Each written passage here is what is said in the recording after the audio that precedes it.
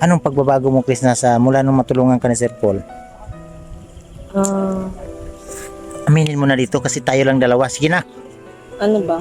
Nasa ugali, meron. Pero konti, nadadaan ko yung Hirap. pagiging ano good, yung pagiging, di ba magkaiba naman ang ugali natin pag sa bukid talaga tayo. So, ganun. Kasi minsan, napapagsabihin ako kasi minsan hindi ko na-control yung sarili ko ba na padalos-dalos lang ako, yun, kasi, yun, sanay ako sa Bundok. ugali ng ugali ko talaga. So ngayon na may nabago kasi minsan kaya ko nang kontrolin yung bagay or mga sa ugali ko kasi yun tinaturuan ako ni Sir Paul na ganun. So, yun ang natutunan mo na bago sa'yo. So, magpasalamat ka kan Sir Paul. Sobrang laki ng salamat ko kay Sir Paul kasi hindi din naman dahil sa kanya wala ako ngayon dito. Yun. Kaya, Hindi ako makilala. Kaya, sa'yo talaga kasi sobrang thankful ko kay Sir Paul. Kasi, yun. Parang siya yung, parang siya talaga yung binigay ng Panginoon na yung tumulong sa akin ba. para maging tulay, matulungan ka, mabago ang buhay mo. Hindi ako magsasawa ako magpapasalamat talaga kay Sir Paul. Ayan. So, huwag niyong kalimutan, supportahan yung buong PB team, YouTube channel ko, Peking Korean. Salamat sa inyong lahat sa pag-suporta. Then, huwag kayong magsawa sa mga susuporta pa dyan. Thank you.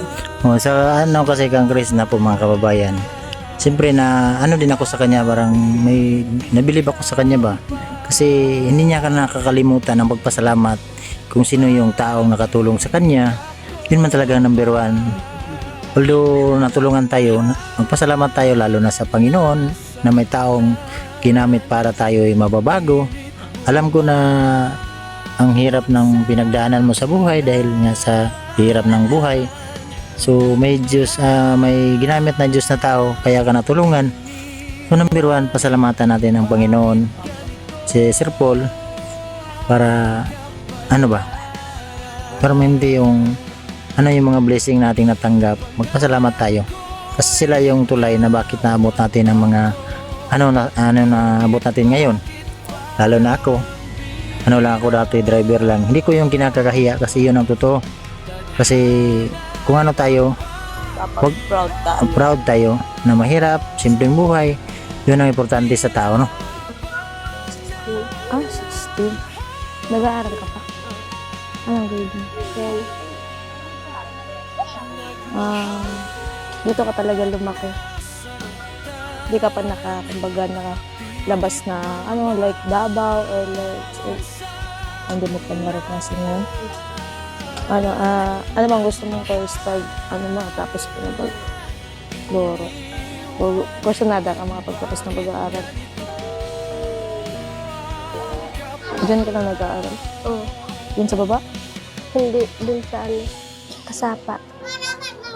So mga ilang minutes pag lakarin mo papunta doon? Mga 20 minutes. So ang advice ko sa'yo, mag-aaral ka ng mabuti kasi alam mo naman, kita mo naman yung sitwasyon dito. Same lang naman tayo pero para hindi naman kumbaga ganun talaga pero same tayo na yung sitwasyon na parang may pangarap din. Pero ako, napag-iwanan ako ng panahon. Hindi. So, ikaw, daral ka ng mabuti. Salamat po. Then, isipin mo gawin mong inspirasyon yung kahirapan sa buhay. Tsaka yung, may mama at papa ka pa, diba? Tsaka may mga kapatid ka pa. Yan kayo magkakapatid. 4. Panganay ka? Hindi pangalala. Pangalala. So, yung mas tanda sa'yo, nag-aaral din? Hindi. Nasa Ilang taon? 16 siya nung nakapag-asawa siya. Subutin na lang, hindi ko din nag-asawa na. So, may nanliligaw sa'yo ganun? Wala. So, wag mo nang unahin yung mga ganyan. Kasi, syempre, yung ate mo ba yung ano? Ate o kuya? Yung kanina ate ko. Ay, yung panganay, mas magulang sa'yo, ate. Oo. So, 16 siya nag-asawa, di ba? So, alam mo na yun, di ba nakita mo naman yung ate mo kung anong sitwasyon na nag-asawa siya ng maaga, di ba? Oo. Kasi kita ko din yan sa ate ko eh. So, mahirap talaga. So, gawin mo silang inspirasyon na yun, gusto mo mag-aral ng maayos, makapagtapos para balang araw, ano mo yung, ikaw na yung may taguyod mo yung pamilya mo. Kasi alam mo naman yung sitwasyon, yun, sobrang hirap talaga. So, mag-aral ka lang mabuti. Hindi ka munang mag-jawa.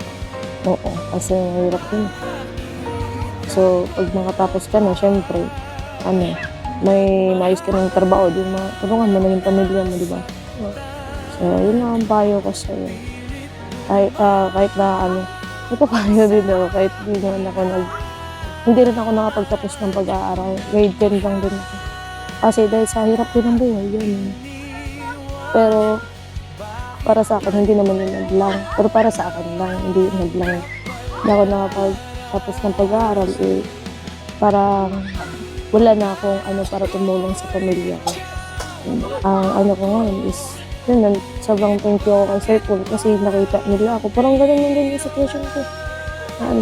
Pero ako dati, nakapag-trabaho na ako sa ibang lugar, ganun. Pero mahirap pa rin. So, sobrang thankful ako kay Sir Paul kasi yun, nakita ako nila. So, ngayon, nakasama ako sa mga mission din. Yun, nakapunta kami dito ngayon. So, sobrang saya.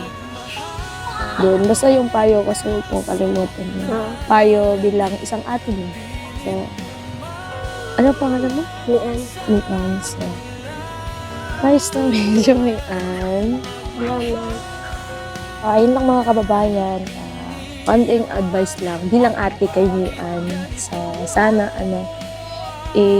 maadang niya yung sinabi ko.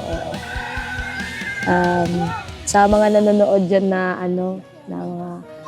yung katulad lang din namin na yung hirap ba. Wag yung hindi yun hadlang para hindi tayo mag-aral or gawin yung inspirasyon yung mga yung kahirapan natin sa buhay para makabangon, hindi pa huli ang lahat. Di ba, Mayan? Oo. So, yun lang. Bye-bye!